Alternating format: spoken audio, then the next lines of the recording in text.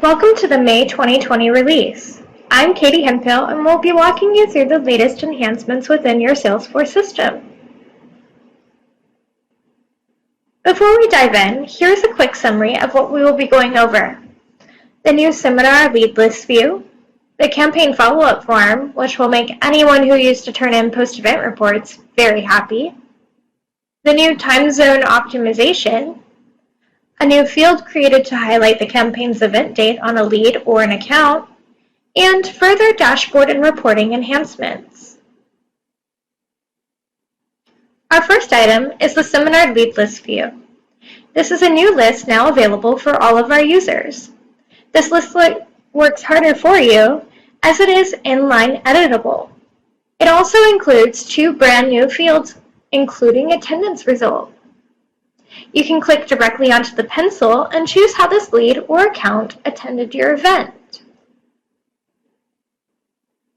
And introducing our second new field, the event outcome notes. Here we can include any necessary comments of your interaction with the lead or account at the event.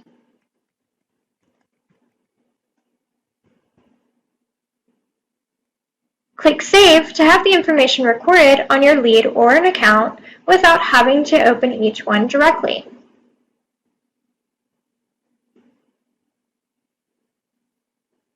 Next, we have our campaign follow-up form. This will come in handy for anyone who has turned in those post-event reports in the past.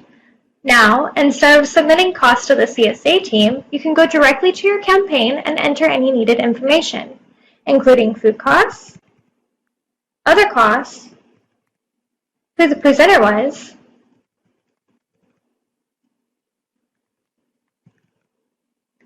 any additional notes here,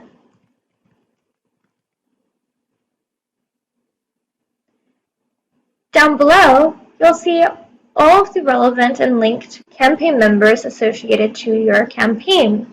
If you do not see a lead listed that should be associated to this campaign, click Add Campaign Member.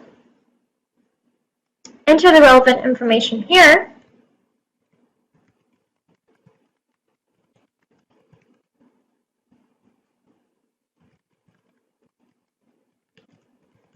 before clicking Create Lead. Back onto your campaign follow-up form.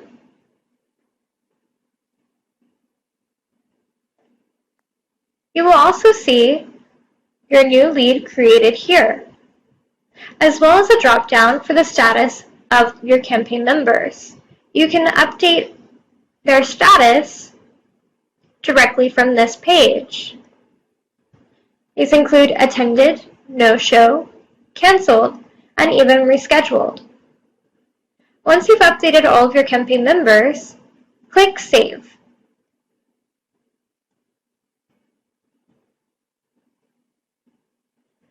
Our third item being released is the new time zone optimization. As you may know, by default, all users who access Salesforce are associated to the central time zone. Each individual would have to update their personal settings to update to the correct time zone. With this new enhancement, users will automatically be updated to the time zone of their location within Salesforce. No additional or manual steps are needed. Diving into Salesforce directly, we can see location 6830, which is based out of New York. As such, it is associated to the America-New York time zone. If we were to look at a user associated to location 6830, we can also see that their time zone is now reflected as America-New York. Again, no additional steps were needed to be taken. Our next enhancement was with our campaign managers in mind. As we tend to have events at the same location, it was hard to pinpoint what campaign was the driving force for the activity on the account or lead. Now we can see the event date of the campaign directly on our account or lead, which then reflects into our reporting. As such, you can see we can now view the date of the event that this account is associated to. So in our report, we can see that William Patterson responded to the Grassroots Senior Center at Millwood Senior Center that was held on December 16, 2019. Lastly, we have further dashboard and reporting additions. On our sales appointment bar graph, we can now visualize the different locations that our sales appointments are being held, including virtual and within the customer's home. We can hover over each option to see the value at a quick glance. Diving into this report directly, we can also see the bar graph is very similar to the dashboard component and is now broken down per the owner or owner manager and grouped by the location.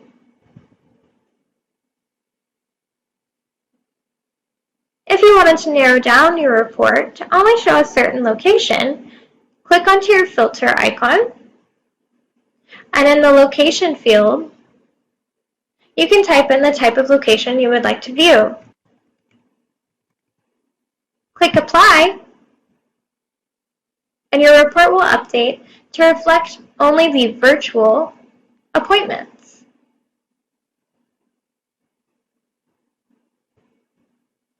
Now in our details, we can see we're only able to see virtual appointments.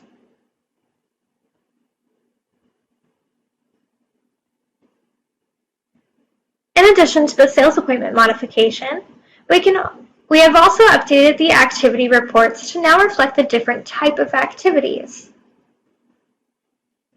You can see the activity types that are taking place at a glance, whether it is a call, a general task, or even an email. Diving into this report directly, let's take a look at this change. Very similar to the sales appointment report, we're now grouping everything by the owner or owner manager, and now the activity type.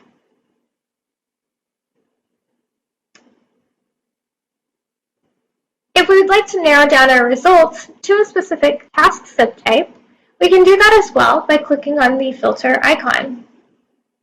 Down in the task subtype, we can enter what type of activity we would like to see. Click Apply,